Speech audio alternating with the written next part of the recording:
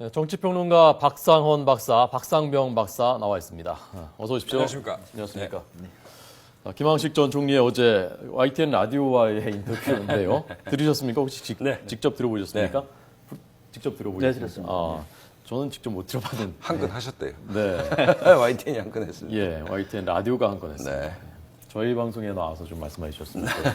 자, 우선 한번 들어보겠습니다. 네. 저는 직접 못 들어봤거든요, 육성을요. 자, 어제 라디오 인터뷰 들어보겠습니다. 예, 가장 최근에 박근혜 대통령과 전화 통화를 하시거나 만나 뵌 적이 언제 있습니까? 없습니다. 없습니다. 예. 대통령 예. 선거 과정 이후에 예. 박 대통령하고 일체 만나거나 전화 통화한 일이 없습니다. 예, 그러면 김기춘 실장과도 통화를 하지 않았습니까? 예, 김기춘 실장님과는 여러 가지 또 법조계 선배이기 때문에 예. 이런저런 문제에 관해서 상의를 한 적은 있습니다. 네. 자, 그래서 지금 이 말이 실언이냐 아니면 일부러 의도를 가지고 한 말이냐에서 설왕설래가 있거든요. 지금 들어봐서 이 뉘앙스 같은 것들 이런 뭐 약간 망설이냐 이런 것들이 느껴지지 않습니까?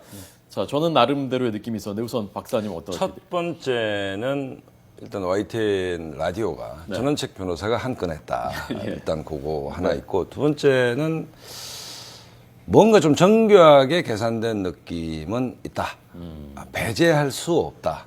왜냐하면 현직 비서실장과 후보가 통화를 뭐 자주 하는 사이다. 뭐 법조계 선배이기 때문에 여러 가지 문제로 하는 사이다는 얘기는 그냥 생각 없이 나온 말씀은 아닌 것 같아요. 예. 그렇다면 뭐냐. 가장 늦게 뛰어들었지 않습니까? 예.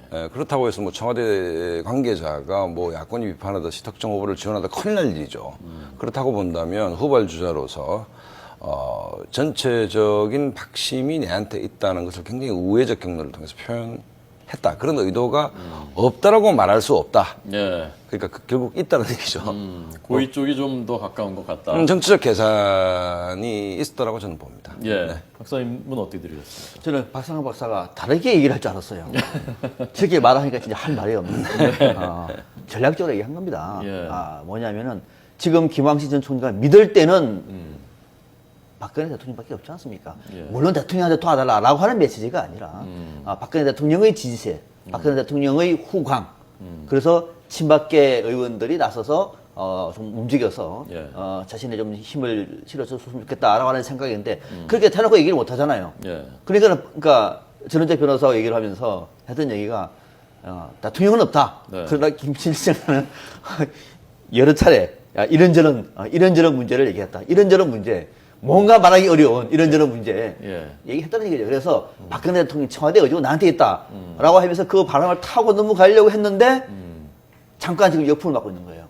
결국은 계산된 일종의 선거 전략의 일환으로 박 대통령 또는 청와대를 언급한 것이다. 이렇게 보는 것이 맞는 얘기입니다. 뭐 의도된 거라면 그 정도 역풍이야 뭐 가만 예상하고서 했겠죠. 그렇죠. 이게 이제 예를 들어 역풍이 있느냐 없느냐. 저는 이 지금 이제 크게 보면 2대 8의 선거룰입니다. 여론조사 20%, 당심 50%의 일반 대의원 30%니까 2대 8이죠. 2대 8이라고 본다면 그 다음에 뭐 특정 정당 경선하는 데서 국민들이 뭐 그런 곳에 모이지는 않을 겁니다. 그렇다면 당심이 중요하다고 본다면 김황식 총리가 귀국하면서 안타를 몇 개 쳤죠. 예. 워딩이 굉장히 세련됐다. 뭐 이런 언론의 평이 있습니다. 안타를 치면서 이제 지지율 상승인데 결국은 뭐냐면 대의원들, 당원들로부터 내가 이른바 박심. 근데 이 박심 문제는 박근혜 대통령의 정치 역정을 봤을 때 박근혜 대통령이 뭐 특정 후보를 이른바 어떤 자기적으로 미는 행동은 절대 하지 않을 거라고 봅니다. 예. 이른바 뭐 친박계 의원 당심이 어떻게 되느냐의 문제인데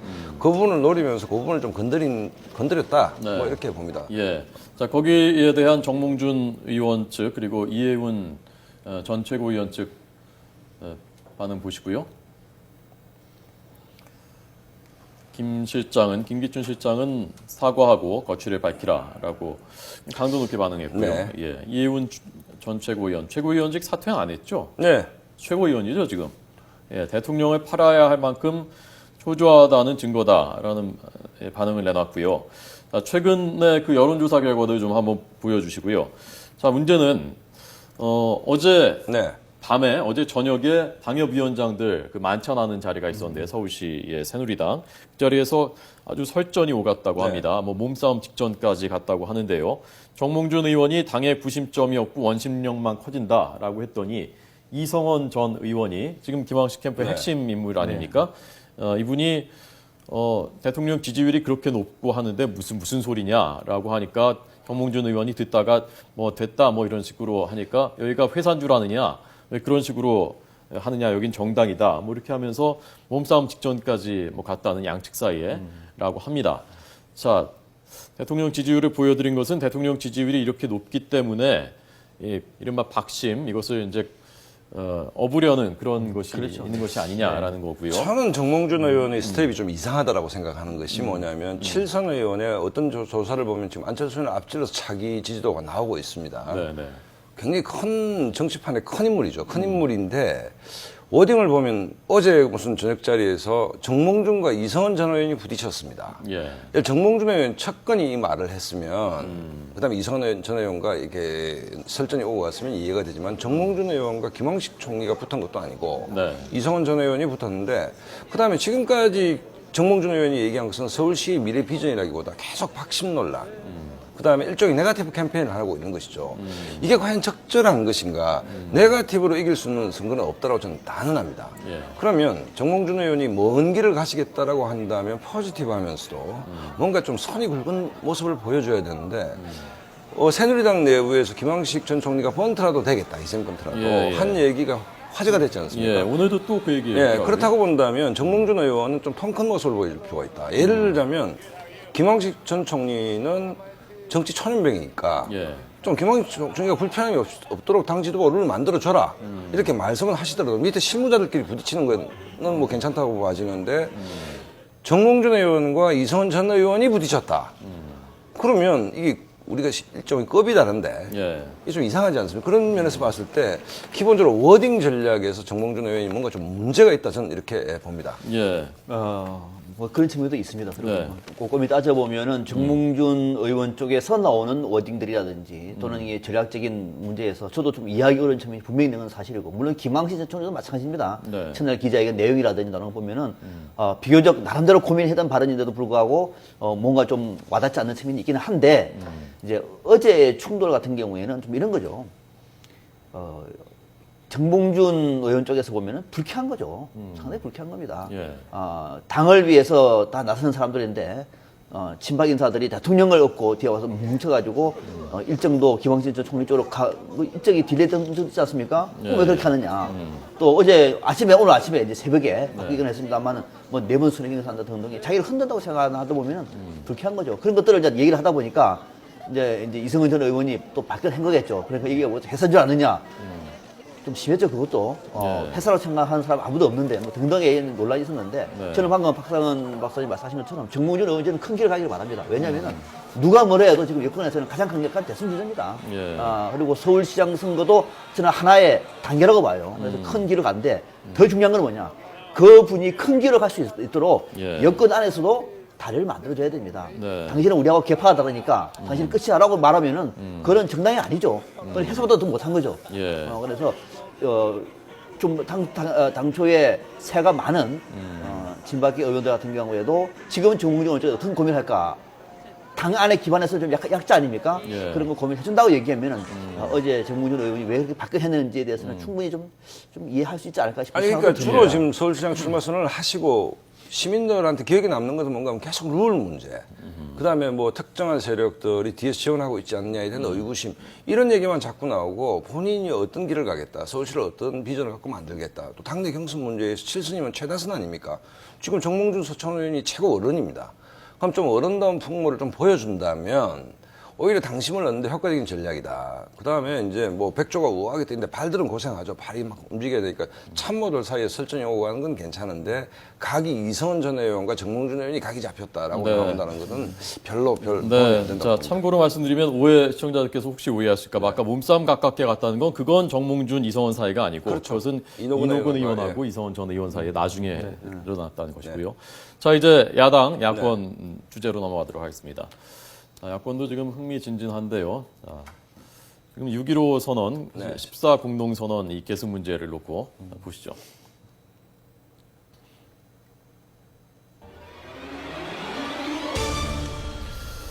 네, 6.15 선언, 14 선언 개성을 일단은 하겠다. 오늘 다시 얘기를 했거든요. 자, 좀 어떻게 전말이 어떻게 된 것으로 박사님 어떻게 파악하십니까? 영국 노동당이 18년 걸렸습니다. 중무원으로 이동하는데 중무원으로 전통적 이동하는데. 좌파 노선에서 토니 블레어 나오기까지 호된 당내 진통이 있었습니다. 예. 다만 우리가 배워야 될 게 노동당 이름을 바꾸거나 재창당하거나 뭐 이러지는 않았죠. 예. 노동당 이름을 가지고 18년 동안 고생해서 이제 왔는데 안철수 의원은 중원의 강자죠. 그러면 어쨌든 뭐 합당이든 어쨌든 합쳤습니다. 그럼 안철수의 미래는 뭐냐? 이 민주당, 전통적 민주당을 중도 노선으로 당겨낼 수 있느냐가 예. 대권이 되느냐 안 되느냐와 직결됩니다. 이 문제는. 그런 면에서 이제 문제 제기를 한 것이고 그다음에 정당이라는 거는 정권 획득이 목적이죠. 네. 목표입니다. 그다음에 그 전제는 뭔가 하면 생각이 같은 사람, 정강 정책 강령이죠. 강령이란 기둥 위에 이제 정당이 생기는 것인데 이 문제가 간단한 문제가 아니라는 겁니다. 호랑이 굴에 호랑이가 없더라가 아니고 첫 번째 호랑이를 만난 겁니다. 예. 민주당 전통적 지지층 당대표 방에 두 분의 사진이 걸려 있습니다. 예. 하나는 김대중 전 대통령이고 하나는 노무현 전 대통령입니다. 이 두 분의 정신이야말로 전통적 야당의 정신인 것이죠. 이걸 떼겠다. 이 사진을 떼겠다. 14.6.15 아닙니까? 예. 이게 과연 얼렁뚱땅 해서 육사 지방선거용으로 우크릭을 필요하니까 하겠다라는 것이 과연 전통적인 민주당의 지지층 또 지금 역학관계에 보면 대부분이 친노 의원들이 많은데 네. 그게 익스큐즈가 될까요? 예. 저는 불가능한 얘기다. 예. 첫 번째 호랑이를 이 지점에서 안철수 의원이 만났다. 저는. 네. 자, 박사님 말씀 듣기 전에 네. 좀 전에 그 민주당 상임 고문들 만나는 야권 원로들이죠. 그 화면 봤거든요. 어제 그 고문 만찬이 시작되기 전에 고문들이 한 말이 있고요. 그리고 만찬 끝난 다음에 안철수 의원과 정동영 의원이 한 말이 있습니다. 잠깐. 자, 그래픽부터 먼저 보여주죠. 네, 권노갑 상임 고문 요즘 많은 역할을 하고 계시다고 하는데요. 네. 뭐 정확한지 모르겠습니다만은 6.15 14 선언은 김대중 대통령의 정신인데라고 하면서 이제 만찬장에 들어갔다고 하고요. 그다음에 김상현 역시 상임 고문인데요. 한반도 평화 정책을 위한 역사적인 기록을 빼자고 함부로 하는 것은 바람직하지 않다 이런 말이 있었고 거기 들어가서 아마 이제 많은 얘기들이 오간 것 같고 그 뒤에 나와서 안철수 의원이 얘기를 한 그 말을 한번 들어보도록 하겠습니다. 있는 역사 인식은 분명합니다. 따라서 그 역사 인식들이 제대로 잘 그 정강 정책에 반영될 수 있도록 최선 다하겠습니다. 14는 단순히 날짜가 아니라 그것은 민주당의 정체성이고 정통성이다. 그리고 그것을 부정할 당원은 아무도 없다. 예. 우리가 흔히 역사가 발전할 때 변정법적으로 발전한다는 얘기를 저는 좀 좋아합니다. 뭐 유물론적 변정법이 아니라 역사 인식도 저는 그렇게 바뀐다 그래요. 기존에 있는 태제가 있으면 태제에 대한 도전이 있지 않습니까? 예. 그 도전 속에서 새로운 것이 나올 때는 뭐냐면은 기성에 있는 태제 속에서 건강한 것은 빨아들이는 겁니다. 그렇게 해서 발전되는 거거든요. 부정하지가 않습니다. 그렇게 해서 발전이 되는 거거든요. 안철수 위원장이 했던 고민의 지점이 뭐냐면은 이 정신을 부정하는 것이 아니라 민주당의 기존에 있는 민주당을 상징하는 색깔들을 빼겠다. 왜 빼려고 하느냐? 이미 실패한 정당으로 보고 있는 겁니다. 민주당도 동의하고 있지 않습니까? 실패한 정당. 또 더 중요한 것은 뭐냐면은 새로운 정당으로 또는 새로운 모습으로 견인하고 싶은 생각이 그건 큰 거예요. 생각이. 그래서 이런 어떤 새로운 모습을 가지고 지방선거 돌파하겠다라고 하는 것이 안철수 위원장의 생각입니다. 맞는 얘기죠. 그것을 어떻게 구현하느냐의 방법에서 14선은 6.15를 빼겠다라고 얘기해 놓은 거예요.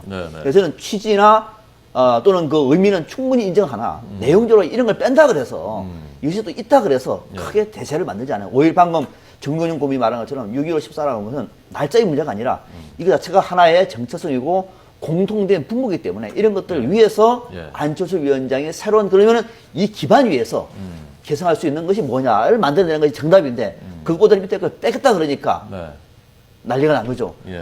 저는 안철수 위원장의 결론이 바람직하고 앞으로도 민주당 안에서 모든 것의 부정과 배제가 아니라 남북 문제라든지 복지 문제 건강한 건 조금 많습니다. 성공한 것도 많고 예. 더 발전시킬 것은 빨아들이면서 그에 안철수의 플러스 알파를 추가하는 것이 제3지대 정당으로서의 발전된 모습이다. 네. 이런 점을 강조하고 자, 싶습니다. 그래서 아마 뭐 그 앞에 보수 정권에서 했었던 합의들 있지 않습니까? 네. 7.4 공동선언이라든가 남북 기본 합의서 그러면 이런 것도 다 넣는 아마 그런 방안들도 논의가 되고 있는 것 같고요. 그런 뭐 일부 보도들이 있었고요. 자, 그런데 문제는 이것 하나가 아니지 않습니까? 지금 네. 기초연금법만 하더라도 그렇죠. 안철수 의원 측은 지금 여당한 대로 통과시켜주는 것이 좋지 않겠느냐라는 네, 네. 입장인 것 같고요. 계속해서 이런 일들이 앞으로도 넘어야 될 산들이 많은 거 아니겠습니까? 그렇죠. 이제 뭐 6.4 지방선거 이후에 이제 본격화되겠죠. 지방선거 전까지는 저는 봉합을 하리라고 봅니다. 김한길 대표가 공통점을 강조하고 차이점을 좀 묻어두자. 네. 근데 이게 묻어둔다고 영원히 묻히는 건 아니죠. 네. 그렇다라고 본다면 아까 말씀드렸던 김대중 전 대통령의 정신, 평화, 대표 정책, 그다음에 뭐 노무현 전 대통령의 이른바 진보 노선, 이 문제는 민주당 내 대부분의 세력이 이분들이 여기 기초에 있는 분들입니다. 예, 예. 안철수 의원 단 2명 들어왔습니다. 그 다음에 권노국 고문님 말씀 나왔지만 어느 신문에 보도된 바에 의하면 뭐라고 얘기했냐면 안철수 의원하고 만나서 당신이 대통령이 되기 위해서는 민주당으로 들어와야 된다. 아이젠하워의 레이건의 예를 들면서 제3의 길은 없다. 예. 그래서 그 안철수 의원이 뭐라고 얘기했는가 하면 고문님 뜻에 따르겠습니다.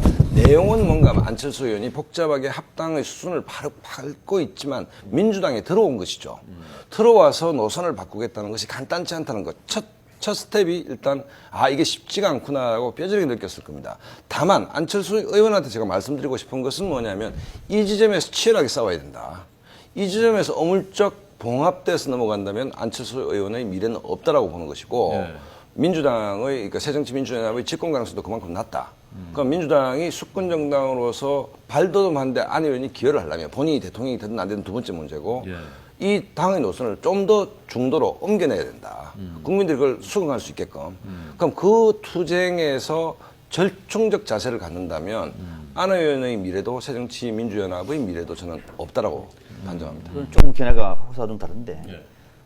근노가 고문하고 얘기했을 때 뭐 들어와라 민주당에 들어와라라고 얘기하는 거는 그런 비하인드 스토리고 지금 법적으로나 형식적으로 내용적으로 안철수 의원이 민주당에 들어간 게 아니죠. 예. 뭐 아닌데도 자꾸 들어왔다고 얘기하면은 그건 저는 문제가 좀 있다고 봅니다. 왜냐면은 네, 네. 법적으로는 민주당의 법통을 있는 게 아닙니다.